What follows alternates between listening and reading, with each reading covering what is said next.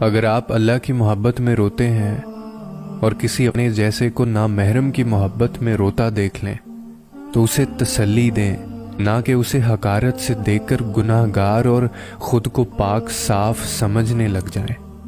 ٹھیک ہے، اللہ نے آپ کو اس سب سے روکا ہوا ہے، لیکن اس کا مطلب یہ نہیں ہے کہ جو بیچارہ خود اس اذیت میں ہو، اپنے نفس سے جنگ لڑ رہا ہو، ڈپریس ہو، اندر سے کھوکھلا ہو، اس پر تنقید کرنا شروع کر دیں۔ آپ کی اس حرکت سے وہ مزید اذیت میں آ جاتا ہے، اور جو اللہ سے قریب ہونے کی کوشش میں لگا ہوا ہوتا ہے، آپ کے اس رویے سے اللہ سے مایوس ہو کر کوئی اور غلط راستہ اختیار کر لیتا ہے۔ کیا پتہ پھر وہ وقت آ جائے کہ جسے آپ نامحرم کی محبت میں روتا دیکھ کر خود پر فخر محسوس کرتے ہیں اور دوسروں کو شدید گناہگار سمجھ لیتے ہیں، پھر وہ نامحرم کو چھوڑ کر اللہ کی محبت میں رونے لگے۔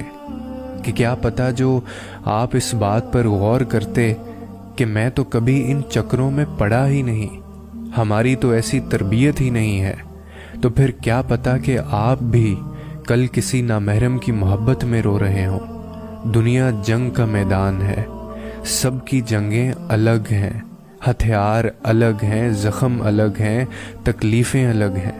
اگر کوئی اس تکلیف میں مبتلا نظر آتا ہے تو اسے تسلی دیں، اسے اللہ کے قریب کریں۔